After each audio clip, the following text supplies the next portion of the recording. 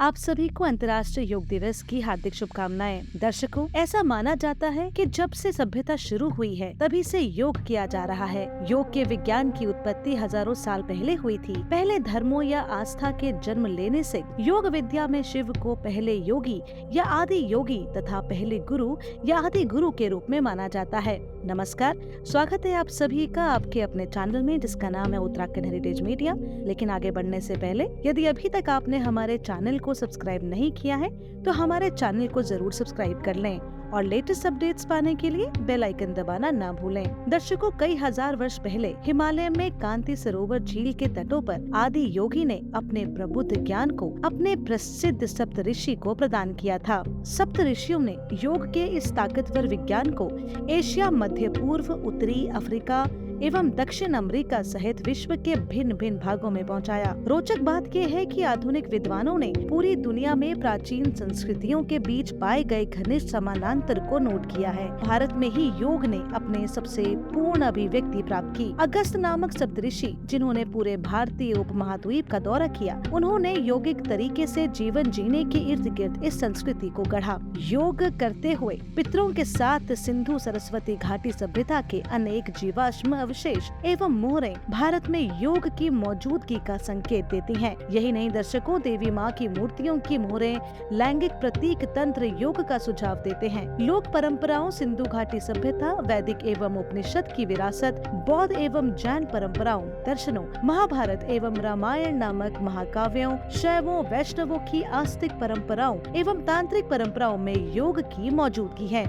आपको बताते चले दर्शकों कि इसके अलावा एक आदि या शुद्ध योग था जो दक्षिण एशिया की रहस्यवादी परंपराओं में अभिव्यक्त हुआ है। ये समय ऐसा था जब योग गुरु के सीधे मार्गदर्शन में किया जाता था तथा इसके आध्यात्मिक मूल्य को विशेष महत्व दिया जाता था। ये उपासना का अंग था तथा योग साधना उनके संस्कारों में रचा बसा था। वैदिक काल के दौरान सूर्य को सबसे अधिक महत्व दिया गया। हो सकता है कि इस प्रभाव की वजह से आगे चलकर सूर्य नमस्कार की प्रथा का आविष्कार किया गया हो। प्राणायाम दैनिक संस्कार का हिस्सा था तथा ये समर्पण के लिए किया जाता था। हालांकि पूर्व वैदिक काल में योग किया जाता था। महान संत महर्षि पतंजलि ने अपने योग सूत्रों के माध्यम से उस समय विद्यमान योग की प्रथाओं, इसके आशय एवं इससे संबंधित ज्ञान को व्यवस्थित एवं कूटबद्ध किया। पतंजलि के बाद अनेक ऋषियों एवं योगाचार्यों ने अच्छी तरह प्रलेखित अपनी प्रथाओं एवं साहित्य के माध्यम से योग के परीक्षण एवं विकास में काफी योगदान दिया। सूर्य नमस्कार पूर्व वैदिक काल 2700 ईसा पूर्व में एवं इसके बाद पतंजलि काल तक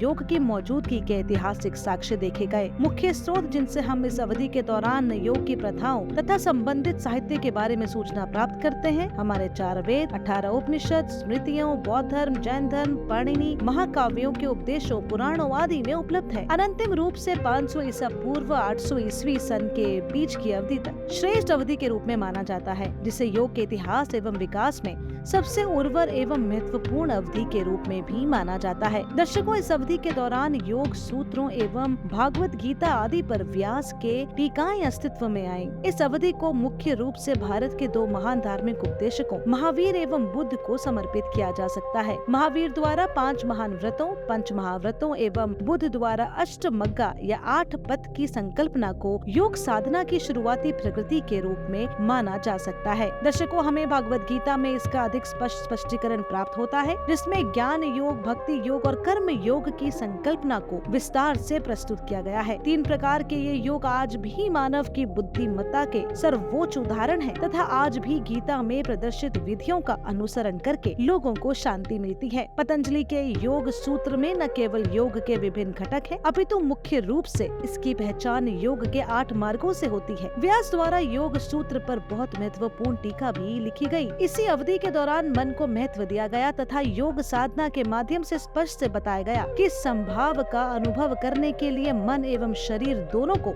नियंत्रित किया जा सकता है। 800 ईस्वी से 1700 ईस्वी के बीच की अवधि को उत्कृष्ट अवधि के बाद की अवधि के रूप में माना जाता है, जिसमें महान आचार्य त्रयों आदि शंकराचार्य, रामानुजाचार्य और माधवाचार्य के उपदेश इस अवधि के दौरान प्रमुख थे। इस अवधि के दौरान सुदर्शन, तुलसीदास, पुरंदरदास, मीराबाई के उपदेशों ने महान योगदान दिया। हठ योग परंपरा के नाथ योगी जैसे कि मत्स्येंद्र नाथ, गोरखनाथ, गौरांगीनाथ, स्वात्माराम सूरी, घेरांडा, श्रीनिवास भट्ट ऐसी कुछ महान हस्तियां हैं जिन्होंने इस अवधि के दौरान हठ योग की परंपरा को लोकप्रिय बनाया। यही नहीं, दशकों 1700 से 1900 ईस्वी के बीच की अवधि को आधुनिक काल के रूप में माना जाता है, जिसमें महान योगाचार्य रमन महर्षि, रामकृष्ण परमहंस, परमहंस योगानंद, विवेकानंद आदि ने राजयोग के विकास में योगदान दिया है। ये ऐसी अवधि है जिसमें वेदांत, भक्ति योग, नाथ योग, हठ योग फला फूला। शादंगा गोरख शतकम का योग, चतुरंगा हठ योग, प्रदीपिका का योग, सप्तंगा घेरांडा संहिता का योग हठ योग के मुख्य जड़ सूत्र थे। अब समकालीन युग में स्वास्थ्य के परिरक्षण, अनुरक्षण और संवर्धन के लिए योग में हर किसी की आस्था है। स्वामी विवेकानंद, श्री टी कृष्णमाचार्य, स्वामी कोवालयानंदा, श्री योगेंद्र, स्वामी राम, श्री अरविंदो, महर्षि महेश योगी, आचार्य रजनीश, पट्टाभी जोइस, BKS अयंगर, स्वामी सत्येंद्र सरस्वती आदि जैसी महान हस्तियों के उपदेशों से आज योग पूरी दुनिया में फैल गया है। आपको बता दें दर्शकों कि आज के समय में बाबा रामदेव जी, जो कि योग गुरु से विश्व प्रख्यात हैं, उनका बहुत बड़ा योगदान है। तो आइए इस अंतर्राष्ट्रीय योग दिवस के दिन ये प्रण लें कि प्रतिदिन कुछ समय खुद के लिए निकालें, खुद के स्वास्थ्य की बेहतरी के लिए निकालें। आखिरकार हमारा स्वास्थ्य है तो हम हैं। नमस्कार।